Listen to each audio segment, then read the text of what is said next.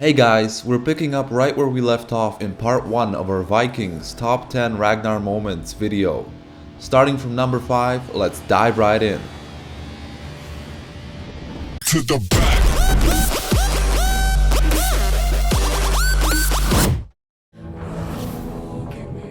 Ragnar's brother Rollo has betrayed him in the past before. Despite this, Ragnar forgave him and still loved him as a brother.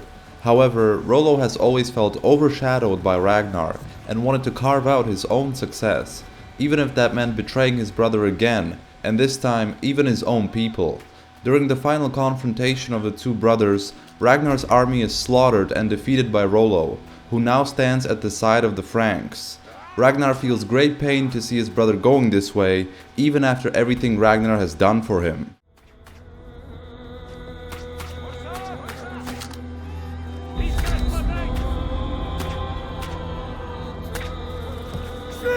Shields!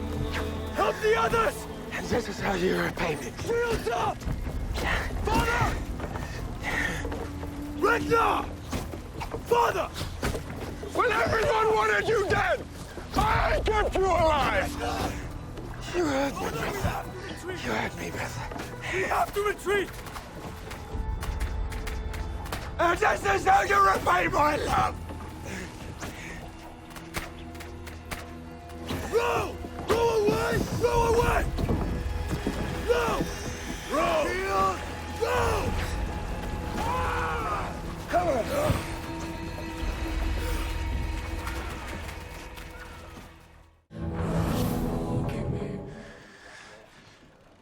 Having just suffered a huge defeat at the hands of his brother, Ragnar's plans to siege Paris have been squashed. Just when everyone has lost all hope, Ragnar suddenly gets a brilliant idea. This scene shows how smart but also how unexpected Ragnar can be as a strategist, and how he won't give up to reach his goals. What are we doing here? Yes. We also want to know, what is the point of making camp here? When we ought to be continuing downriver. When we came up, we saw a few sizable settlements. They were ripe for attacking. At least we wouldn't go home empty-handed. But they are not Paris. We left Paris behind.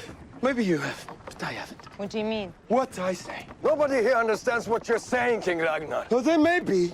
They ought to listen instead of talking. We are going to lift the boats up the cliff. Then, we are going to carry them across the mountains, past the forts, and then simply slide them back into the river, upstream. Carry them. Up there. Yes. Up there. You can do that, can't you, Floki?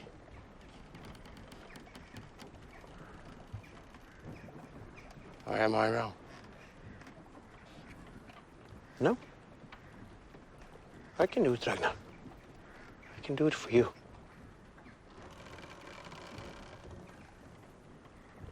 Everything I do, Ragnar, is for you.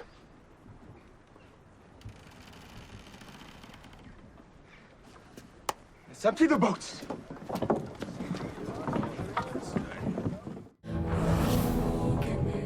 The last person from his family that Ragnar parts with is his son Ivar.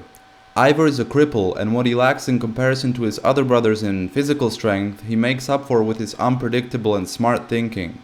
Ragnar acknowledges this trait far more, and for this reason, he sees the greatest potential in Ivar out of all of his sons. Due to Ivar's physical handicap, he will be pitied and underestimated. Ragnar tells him that he will have to make people pay for that, and to truly make a name for himself, he will have to be ruthless and feared. People think that you are not a threat. But I know differently. Out of all of my sons, it was you I wanted to bring here. And it is you that I believe is the most important to the future of our people. I'm just about prepared to believe you.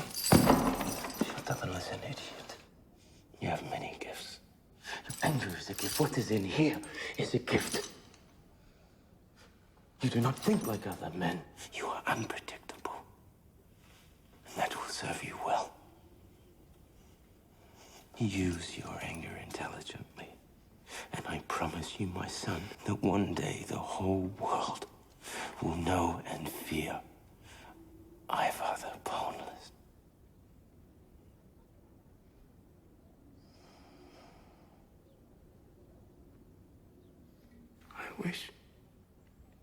I wish I wasn't so angry all the time.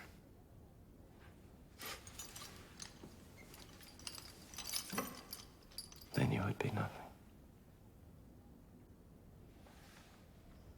Might have been happy. Happiness is nothing. I was only joking. Idiot.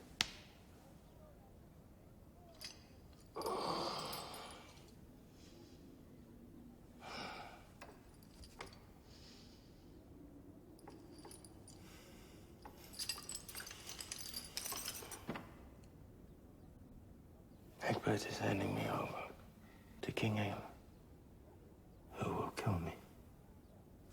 If this Hela is going to kill you, then me and all my brothers will seek her for revenge, and you know that. Yes. Oh, you must seek revenge. But not on Ael. On Egbert.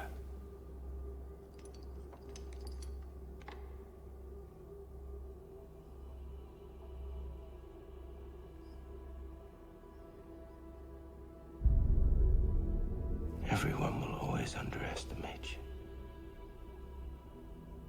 You must make them pay for it.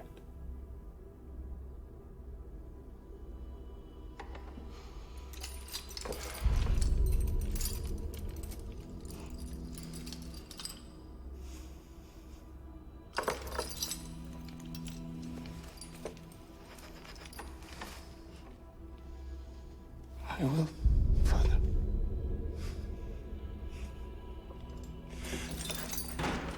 Be ruthless.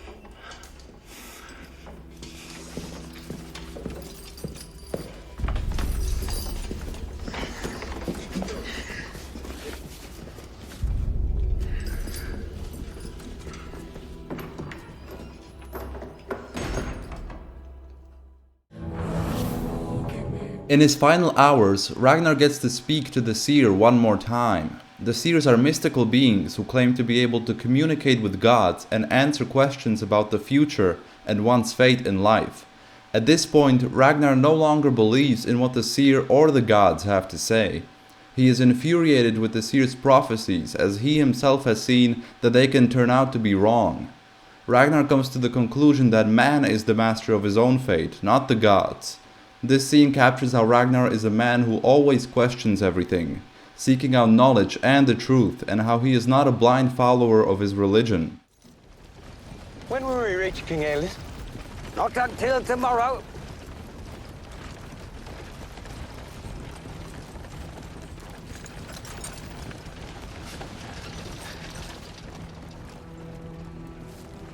It will be at least another day before I am put to death. You and your gods are wrong. You see, I guided my fate. I fashioned the course of my life and my death. Me. Not you, not the gods. Me. It was my idea to come here to die. You believe that, so it is true to you. Ah, the riddles you speak. They have no real meaning. Your words can be interpreted in so many ways that they cease to cause comfort or knowledge, but rather confusion. Your so-called prophecies are dangerous.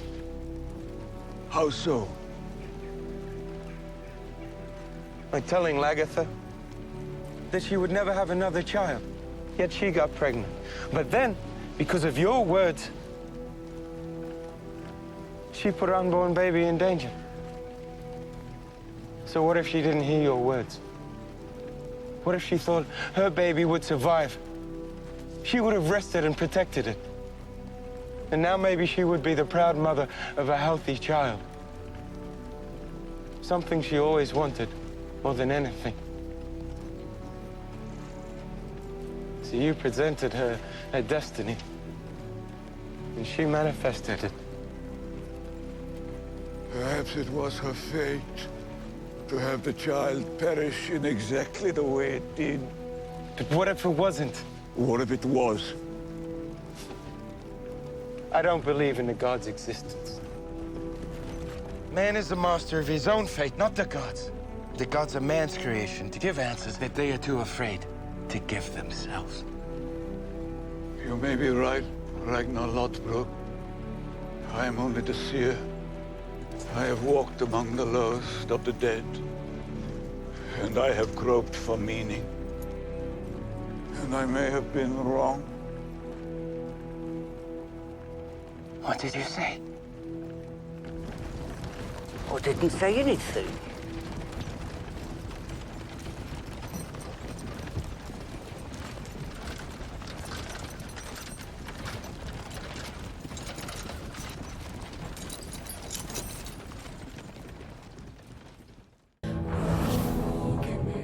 Moments before his death, Ragnar makes his grand final speech. He mentions his gods in Valhalla. We already know that Ragnar no longer believes in the gods at this point. With this speech, Ragnar is trying to instill fear into his enemies and is representing his people. He also knows that his sons will eventually come to avenge him, which was his plan all along.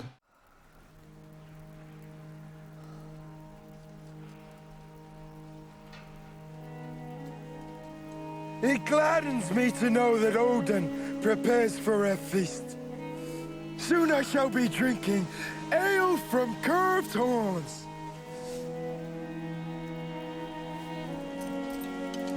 This hero that comes into Valhalla does not lament his death. I shall not enter Odin's hall with fear.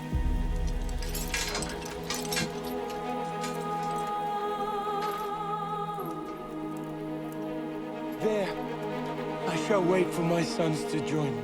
And when they do, I will bask in their tales of triumph.